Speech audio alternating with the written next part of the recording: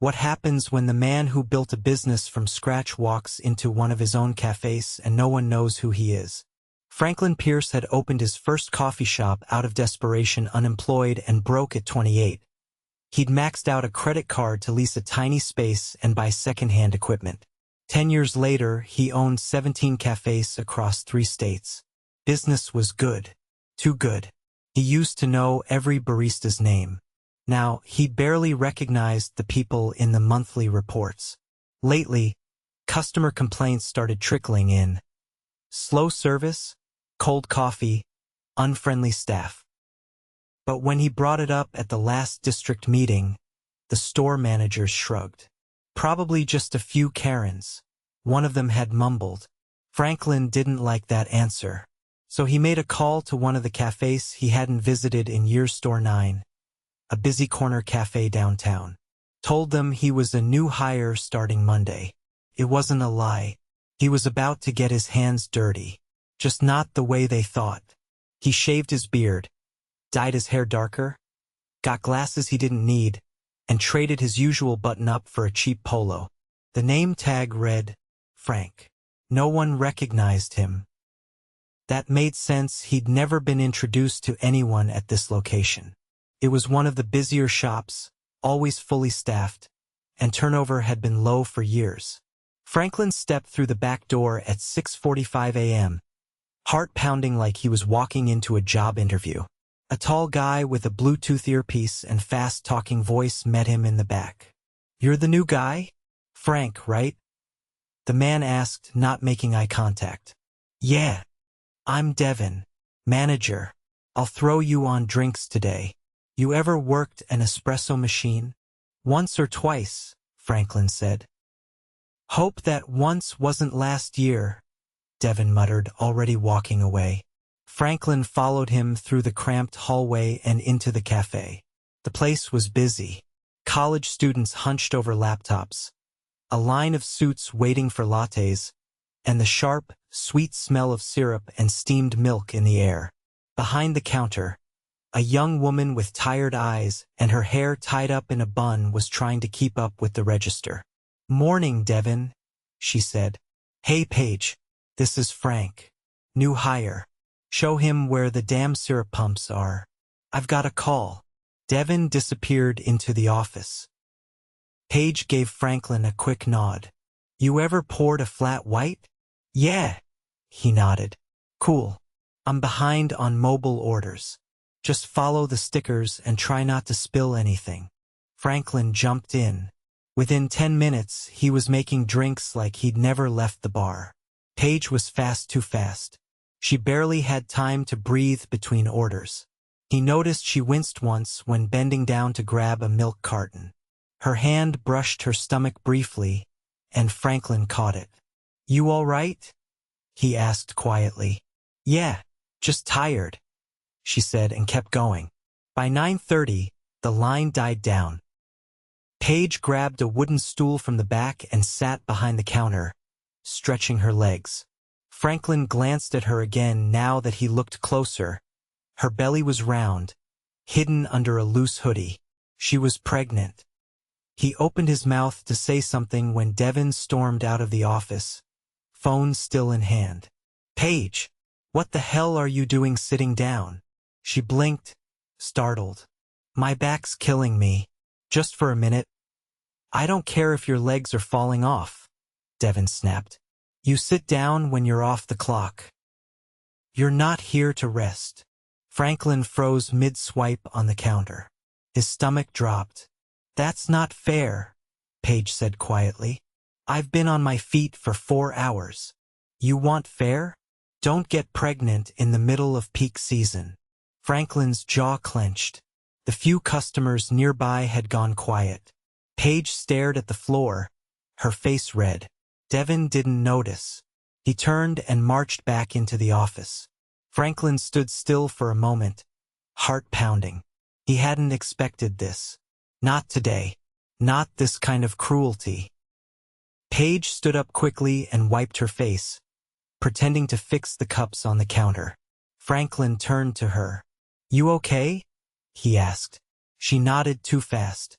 "Yeah, I'm used to it. That hit him harder than he expected. Neither of them spoke for the next few minutes.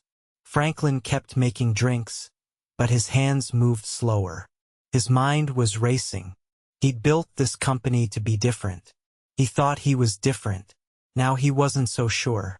Later, during their 10-minute break, Franklin sat with her at the back table. She was sipping water, looking drained. "How far along are you?" "7 months," she said. "Trying to make it to 8 before I take time off. I can't afford to miss more." "You don't get paid leave?" Paige shook her head. "Only if you're full-time. He cut my hours to 35 last month." Franklin felt like he'd been punched in the gut. "Why?" She gave a weak smile. "Said I was moving slower. That I wasn't as efficient." Franklin wanted to scream, but he stayed quiet, observing, learning. He had seen enough for one day, but this wasn't over. Not even close. By Wednesday morning, Franklin had already decided to extend his undercover shift through the entire week. Originally, he thought 2 days would be enough, but things weren't just off, they were broken. And the worst part wasn't the chaos behind the counter or the sluggish operations. It was how people like Paige were being treated quietly, routinely, and without pushback. At 7:10 a.m., he was back in the cafe, tying his apron beside the dish sink. A different barista stood at the register this time, a lanky guy who looked barely out of high school, with earbuds tucked beneath his curly hair. He didn't say a word when Franklin greeted him, just nodded once and went back to wiping the screen with a sleeve. Paige arrived 10 minutes later, her backpack slung low over one shoulder. She looked paler than yesterday. The slight limp in her step hadn't been there before. Franklin caught up with her behind the prep station. "You sleep at all?" She gave a hollow laugh. "My upstairs neighbor decided to vacuum at 2 in the morning. Felt like he was scrubbing the ceiling." Franklin handed her a clean rag and lowered his voice. "Why aren't you on modified duties?" "There's no stool behind the register. No breaks longer than 10 minutes. That's not okay." She didn't meet his eyes. "I asked. Devin said we don't have coverage for that." Her hands were already moving, restocking lids, aligning sleeves, keeping busy. "We're short again today?" Franklin asked. "Always are. He won't approve more hours. Says we can handle it if we move faster." Franklin glanced at the schedule taped beside the sink. 3 people were expected to hold down the entire morning rush until noon. That included cleaning, orders, prep, and customer service. He didn't respond. He just walked back toward the espresso machine and started prepping. The line began forming at 7:45. Another barista, a soft-spoken woman named Riley, showed up late. Devin didn't say anything to her, not even a glance. She went straight to the fridge, looking flustered and apologizing under her breath. By 8:15, the cafe was loud with orders and the churn of the grinder. Franklin was halfway through making a cinnamon oat milk latte when he overheard 2 customers at the bar. "That's the 3rd time this week they got it wrong," one said, shaking her head. "And the guy at the front didn't even hear me. He had earbuds in." Franklin glanced toward the register. The young barista, whose name tag read Ty, hadn't removed his earbuds once. He was now scrolling through something behind the counter between customers. Franklin turned to Paige. "Why's he wearing headphones?" "He always does," she said almost too quickly. "Devin doesn't care." "Doesn't he miss orders?" Paige wiped a spill off the counter. "He's Devin's cousin." Franklin stopped moving. "He's what?" "Yeah, started a few months ago. Got the job same week I lost my shift lead title." Franklin blinked. "You were a shift lead?" "Briefly. Devin said I wasn't assertive enough after 2 weeks." There was no anger in her voice, just exhaustion. Franklin didn't ask anything else. He glanced toward the back office, where Devin was once again on his phone, sipping something from a branded thermos. He hadn't been on the floor once all morning. At 9:05, things got worse. A customer at the bar leaned forward, tapping the counter. "Excuse me, this is supposed to be dairy-free. I just had a sip and it's whole milk." Franklin stepped up immediately. "I'm sorry, I'll remake it for you right now." But the customer wasn't looking at him. Her eyes were locked on Paige. "She's the one who handed it to me." Franklin glanced at Paige, who looked stunned. "I didn't make that one," she said. Ty looked up from the register. "It was me. I must have hit the wrong button." Devin had finally emerged from the office. He didn't ask who made the drink. He just walked up to Paige. "Are you serious right now? You think it's cute to almost send someone to the hospital?" Paige stepped back. "It wasn't mine." Devin's voice cut through. "Don't talk. Just fix it." Franklin stepped in. "She didn't make that drink." Ty admitted he put in the wrong milk. Devin turned to Franklin, eyes narrowing. "And who asked you?" Franklin didn't blink. "I was the one remaking it. It matters who gets blamed." Ty had already put both earbuds back in and was looking down again. Devin turned away from Franklin and faced Paige. "You want to argue in front of customers? Go clock out." Paige's face drained of color. "What? You heard me. Come back when you remember how to take responsibility." Franklin moved before he even thought. He walked straight to the office, pushed the door open, and waited. Devin followed him inside a few seconds later. "You got something to say, Frank?" Franklin shut the door behind them. "I've watched you sit in here for 3 days while your team drowns out front. I've seen you ignore safety, overwork a pregnant employee, and let your cousin screw up orders while he plays music. Now you're disciplining someone for a mistake she didn't make." Devin folded his arms. "You're a temp. You don't get to lecture me." Franklin reached into his back pocket and pulled out his wallet. From it, he took a plain, worn business card, the original logo embossed on soft matte paper. He placed it on the desk. Devin stared at it for a beat. Then another. His face shifted. "Franklin." Franklin nodded once. I'm the reason this store exists," Franklin said. "And I'm the reason it's about to change." Devin looked like he'd been hit with cold water. He moved to speak, but Franklin raised a hand. "Don't. You've had 3 days to show me how you lead." "You showed me everything I needed." Franklin turned and walked out of the office. When he stepped back onto the floor, the team looked up. Riley had taken over drinks. Paige was standing off to the side, unsure whether to leave or stay. Franklin stepped behind the counter and looked at her. "You're not going anywhere. You're staying on the clock." She blinked. "What?" He turned to the others, raising his voice slightly. "My name is Franklin Pierce. I started this company. I've been working here undercover for the last 3 days to see how things are really run." The cafe went still. "I've seen enough, and we're putting an end to it." He looked at Paige again. "You're getting paid leave starting next week. Full benefits. When you're ready to return, your shift lead position will be reinstated permanently." Then he turned toward the office. "Devin will not be returning. Effective immediately." No one said a word. Ty had pulled his earbuds out and was standing frozen by the register. Franklin scanned the room. "This cafe will run with respect. That starts now." He took off his apron and set it on the counter. "I'll be back tomorrow. We'll talk more then."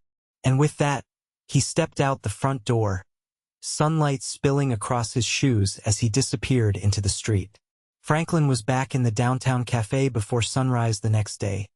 But this time, he didn't wear the polo or the fake glasses.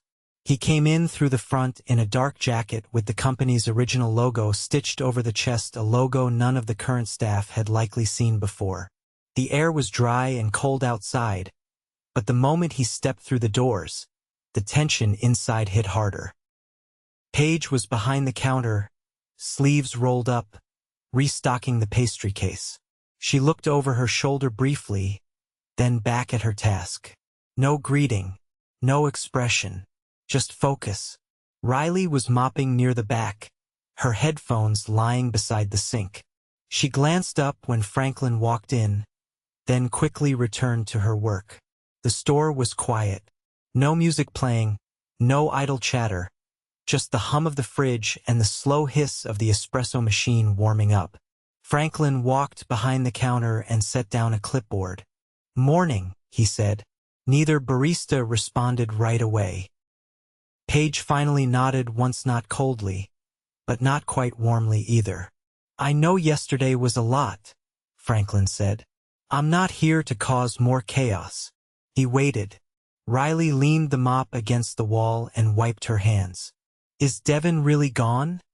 she asked. "Yes." "Will he be working at another location?" "No," she nodded, then looked at Paige. Paige didn't speak. She moved one of the pastry baskets an inch to the left, then grabbed a glove and began arranging the croissants.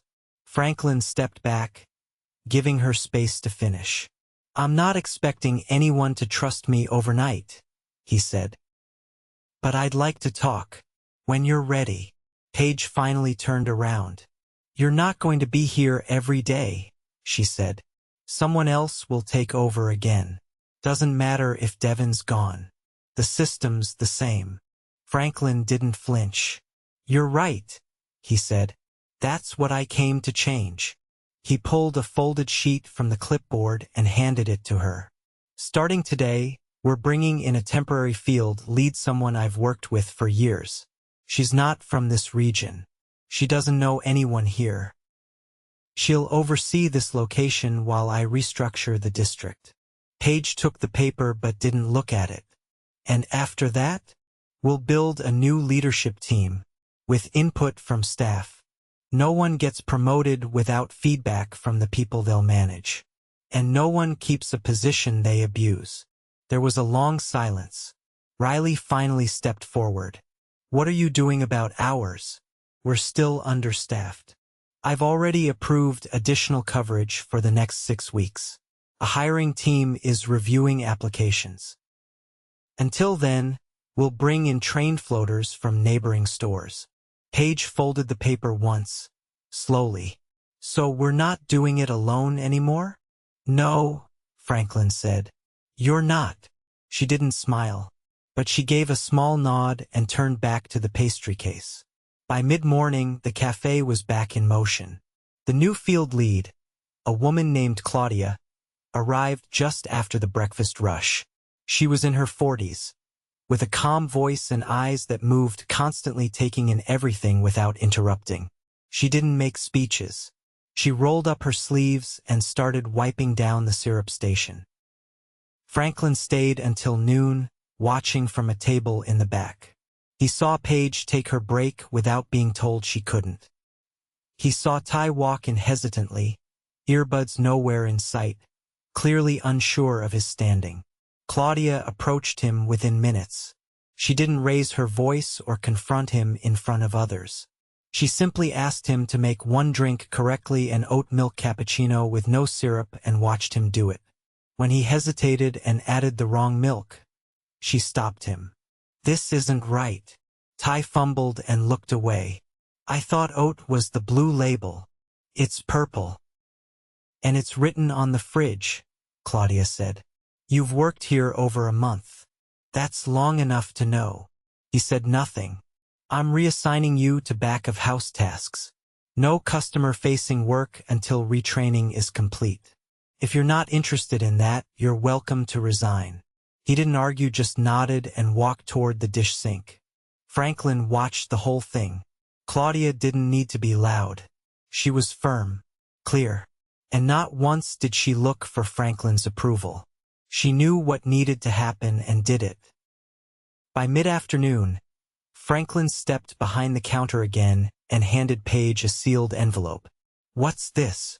"Your benefits enrollment. It's already processed. Includes maternity coverage and postpartum support through the company's new policy." Her brow furrowed. "New. Approved this morning." is going company-wide. You're the first enrollee. She looked at the envelope for a moment before sliding it into her backpack. I didn't think anyone was watching, she said quietly. I wasn't, Franklin replied. Not until it was almost too late. She gave a small exhale, not quite a laugh, but close. Franklin stepped back out as the afternoon sun stretched shadows across the sidewalk. He didn't need to stay. Claudia had it under control, and the team, what was left of it, was finally being heard. The next day, Franklin visited 2 more locations. Then 3 more the day after that. Patterns emerged. Some stores were running well, led by solid managers who respected their people. Others mirrored Store 9, burned-out staff, poor oversight, and a culture of silence. He didn't go undercover again. He didn't need to. Not after the first Café. People talked now. Word had spread, and once trust cracked open, it poured. By the following week, 3 more managers were suspended pending review. Claudia and 2 other field leads were placed across the region. A new reporting structure was introduced, one that allowed hourly employees to provide anonymous feedback directly to corporate, bypassing district managers. Franklin sat with his executive team late that Friday. Not in a boardroom, but in the back room of a warehouse cafe they'd once used to test new drink recipes. Half the original team was gone, replaced by younger leaders who had started as baristas themselves. He held up a small stack of customer surveys printed from the past week. The comments were short, but different than before. The girl at the counter smiled at me today. They asked how I wanted my drink. Like, actually asked. Felt more like a shop than a machine. Franklin looked around the table. This is the company I wanted to build. Not the one we drifted into. No one said anything right away. Then one of the new execs, Dante, who'd once managed a kiosk outside a college library, spoke up. It's not about fixing everything at once, he said. It's about not pretending things are fine when they're not. Franklin nodded. He thought of Paige, of the way she'd kept moving, even when no one noticed, of how quickly she'd accepted mistreatment as normal. He wouldn't let that happen again. Not under his name, and certainly not on his watch. 3 weeks later, a light snow fell across the city, dusting the sidewalk outside Store 9 in soft white. The morning air had a bite to it, the kind that fogged up windows and made every warm drink feel like a small rescue. Inside the cafe, the holiday playlist hummed low, the volume carefully adjusted by Claudia earlier that morning. The store didn't feel rushed or loud, it felt awake. Franklin sat at the corner table again, this time with no disguise, sipping a black coffee and watching the open floor. No clipboard, no notepad. He wasn't here to evaluate, just to see what held. The team was smaller than it had been during his first visit, but it moved with a kind of rhythm that hadn't existed before. Riley was finishing up the pastry display, not hurried, not dragging. She leaned down to adjust the labels, then stepped back and checked alignment. Paige was at the espresso machine, hands steady, eyes alert. Her hoodie had been replaced with a branded zip-up and a name badge that now read, Lead Barista. A new face, Luis, was on register. He looked maybe 25, with a quiet voice and quick hands. Franklin had met him during the second round of float hires. He was one of the few who'd stuck through the last month without dropping a single shift. Claudia said he showed up early every day and stayed until everything was spotless. At 8:30, the opening wave hit. Not overwhelming, but steady. Commuters, students, a couple of regulars Franklin recognized from earlier weeks. Luis handled the register with calm precision, checking every modifier twice before printing. Paige moved with ease through the drinks, and Riley stepped in to grab handoffs when the line curved toward the window. Franklin didn't move from his seat. He didn't need to. At 9:30, Claudia emerged from the back office. She wasn't holding a phone or a clipboard. She walked slowly down the line, checking temperatures, asking short, direct questions. Milk rotation? Done at 6:45. Drain screens? Cleaned and logged. She nodded and moved on, no drama, no hovering. Just presence. Franklin stood and approached the bar. "Can I jump on drinks?" he asked. Paige raised an eyebrow. "You sure? Just for a bit. Hands are bored." She handed him an apron from the hook. "You're on lattes then." "I'm not giving up mochas." He tied the apron and stepped in. The machine hissed as he pulled a double shot, wrist moving automatically. The rhythm came back faster than he expected. "Your milk's too hot," Paige said without looking. He adjusted the wand. "You're terrifying. You're rusty." He smiled but didn't reply. At 10:15, Claudia called a short floor huddle. It was quick, less than 5 minutes. Just a rundown of coverage for the rest of the day and a reminder about the new delivery window. Then she did something Franklin hadn't seen before. She turned to Luis. "You're cleared for closing solo this Saturday. You've earned it." Luis blinked. "Seriously? You've got the hours. You've got the trust. Don't lock yourself out." He laughed under his breath. "No promises." Then Claudia turned to Paige. "You're scheduled off next Friday. That still work with your appointments?" Paige nodded. "Ultrasounds at 9, so yeah. I'll be here open to mid. Riley will rotate in at 10. Franklin watched it unfold.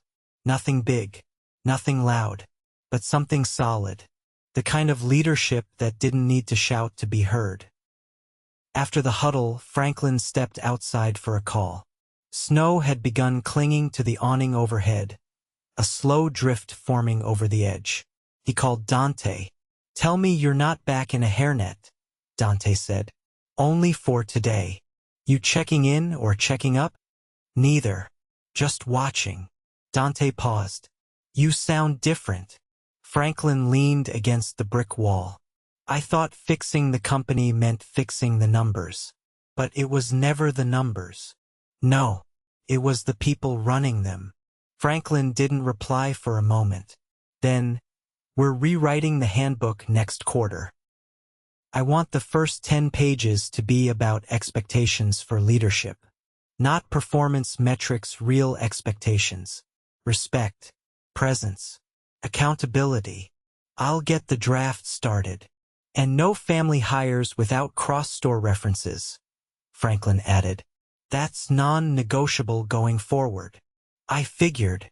He hung up and stepped back inside. By late morning, the cafe had slowed.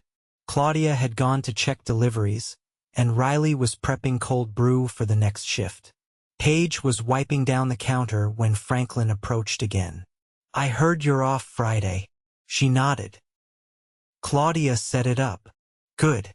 You'll need the rest before the baby comes." She looked down at her hands, then back at him. "I almost left," she said quietly. "2 different times. I had a job offer at a bookstore. Less pay, but quiet." "Why didn't you take it?" She paused. "I kept hoping someone up there would care." Franklin didn't speak for a moment. "I should have come back sooner," he said. "I thought delegation meant distance. It doesn't." She folded the rag and placed it on the back counter. "It's not perfect," she said, "but it's better, and we can breathe again." He nodded once. Then he reached into his coat and handed her a sealed envelope slimmer than the last one. "This is for after the baby. Not just leave. It's a return plan. Flexible scheduling, guaranteed hours, and training credits if you want to move into ops later." She opened it slightly, scanning the top page. This wasn't in the handbook. "It is now." She closed it and tucked it into her backpack. "I'll think about it. Take your time." As he stepped back toward the door, Luis called from the register. "Frank, we're out of straws again." Franklin walked over, grabbed the backup box from under the sink, and slid it across the counter. "You're still calling me Frank?" Luis grinned. "You're wearing the apron." "Fair enough." Franklin stood near the front window for a moment, watching the snow soften the city outside. The cafe behind him buzzed with low conversation and the steady rhythm of steam and grind. No shouting, no panic, just work, the kind that meant something. No one had noticed the headline that had quietly dropped that morning: CEO implements company-wide reform after going undercover. The article had no quotes from him, just stories from staff anonymous, but familiar. He didn't need the spotlight. He had the floor. And this time he wasn't letting go.